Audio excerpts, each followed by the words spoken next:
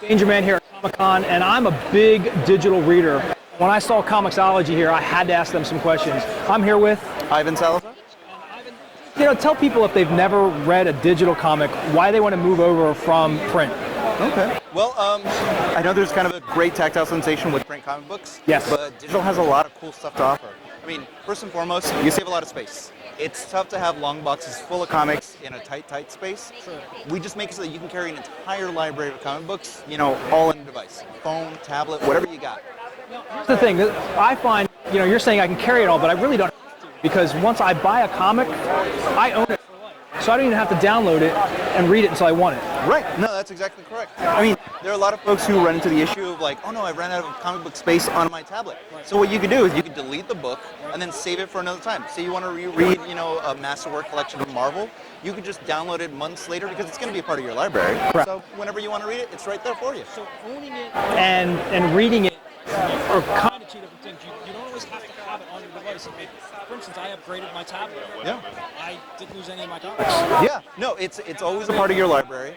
It's just so whenever you want to download it to read on your device, that's the way you do it. Which is great for things like train rides, plane rides, anywhere where you don't have access to Wi-Fi. As long as you download it to your device, you have it with you. Now, tell people about how digital comics are transitioning now from just a static screen to giving people more.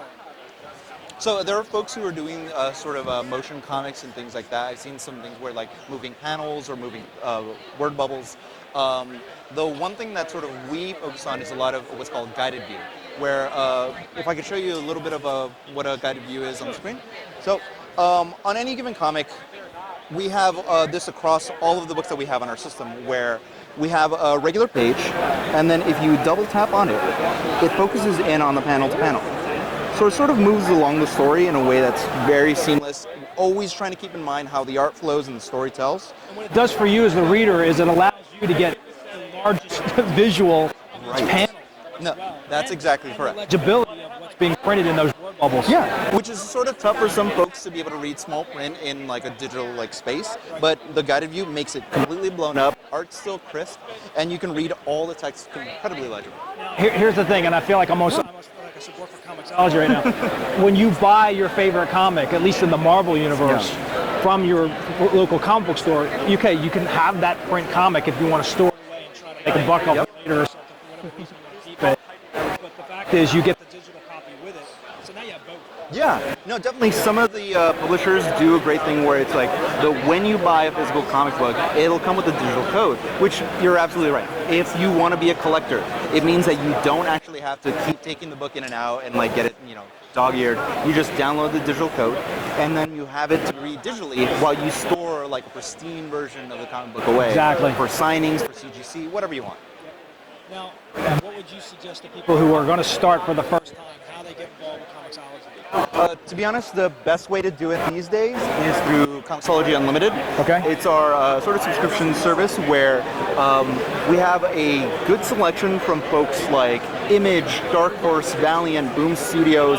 Don't have a Marvel and DC currently, but it gives you a chance to read a whole mess of really cool independent comic books, from stuff that you might not have had a chance to read because you might have been a bit busy with Batman, you might have been a bit busy with Superman. Now, unlike owning the ones that you get with those one-offs, you wouldn't own these, you couldn't download them and keep them, could you? Well, that's the thing.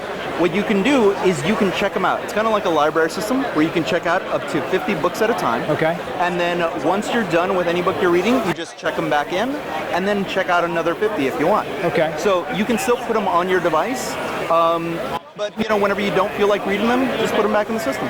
Okay. Now, last question. Yeah. In terms of the application, what does it cost for somebody to get involved in this? The application is completely free. It's really you just pay for what you want to download and read. With Unlimited, the first 30 days are free, but after that, it's $5.99 a month. So you still have enough for your weekly pull list. I do have one more question. Yeah. What about if you are an Amazon user, like Amazon Prime, things like that? How does that translate? Because I know that I can log in now from Amazon with my Comixology. Yeah. So the way that works is that you have to have that sort of link to be able to do Comixology Unlimited. Okay. Now, currently what that link also allows you to do is that any books like digital first issues or graphic novels that you buy on Kindle will also come over to your Comixology library. So that is the best way to do it. There's currently no link between Amazon Prime and Comixology, but really just the ability to be able to read some graphic novels that you bought on Kindle or single issues on Comixology makes the link worth it. You know, I lied. I do have another question. Yeah, no, please go ahead. Marvel. Yeah. So Marvel has a similar app, but the beauty of what I think Comixology offers, and tell people you can use multiple publishers, DC, Image. Is Dark Horse a part of that now? Dark Horse is definitely part of it, yeah. So with the Comixology app, you get them all. Yeah, we have a curated selection, so what that means is that there are some series that'll come in and out.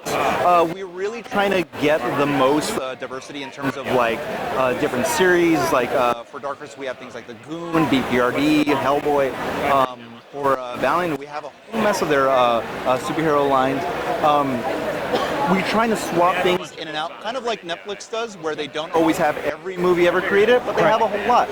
And the switching in and out makes it so that you want to try to read them before they go away. All right, this was great. Yeah. Thanks for taking time out. No problem. And will you be here every year? Yeah, of course. There you go. So if you've missed Comixology at Comic-Con this year, come next year. It's too much for any man.